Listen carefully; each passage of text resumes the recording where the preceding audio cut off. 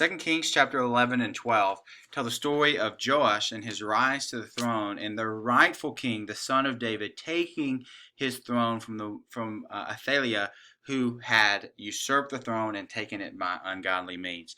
So in the story, we see just this powerful picture, this exciting and thrilling narrative of hiding and revealing the king at the right time, and then putting to death the wicked king. And we see him to begin to make some reforms and repairs in the temple, and he actually ends up being a decent king. So even reigning from such a very young age is 7. So what does this story teach us? Well, one of the story teaches that the rightful king will take his throne. Now, he has already taken his throne. He's already established his kingdom in a spiritual sense. So we're living in the kingdom of God now, and he reigns on his throne, the seat of David in heaven. But there will be a time where he will come back to earth, and he will establish his kingdom here, and he will reign for 1,000 years. And we can see just the same pictures of what that will be like in a shadow form in chapter 11. I mean, the people are rejoicing, they're clapping their hands, and then we see that the city then becomes peaceful or quiet. And that's what we see. So the rightful king takes his throne, there's great joy, and there's peace. So now as Christians, we're living in this spiritual kingdom now, looking towards that physical kingdom in the future, and now we are bringing out and living out that joy and bringing about peace around us. We're joining Christ in his redemptive work.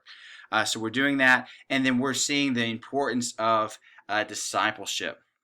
So Joash really had just bad parents. I mean, it wasn't good, but we see this man come alongside him and bring him up, Jehoiada, bringing him up in the way of the Lord, and just what an impact that it had. The discipleship decision of one person to one child impacted the entire kingdom. So are you discipling someone? Are you investing your faith? Obviously, you as a life group leader are discipling your life group.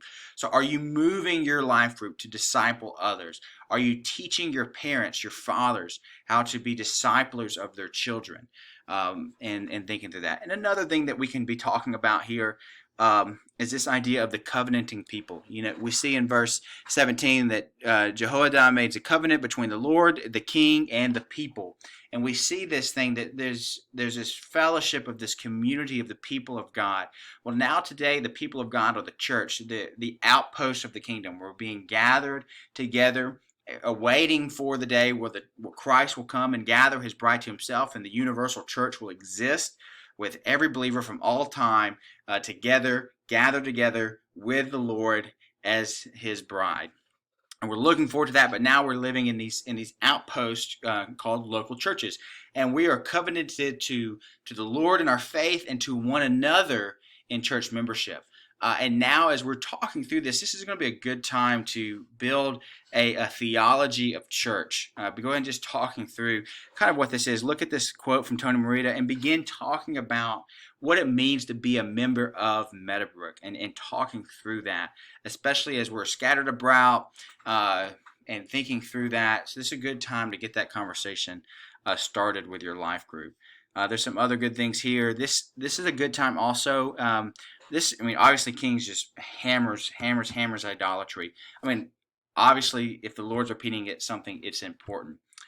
So this could be a good time to review and highlight. Okay, so how has this been happening? We've been talking about idols for so long. How has the Lord been working in our lives? Because it's easy for us to think of life group lessons as just isolated times, but this could be a good time to reflect over the entirety of the study that we've been doing in Kings, but First Kings, those 2 times, and this one, and think, okay, what's happening? How's the Lord teaching us? How's the Lord speaking to us through Kings? And then here is a good graphic as well for discipleship to share with your people. If you need anything, just let me know.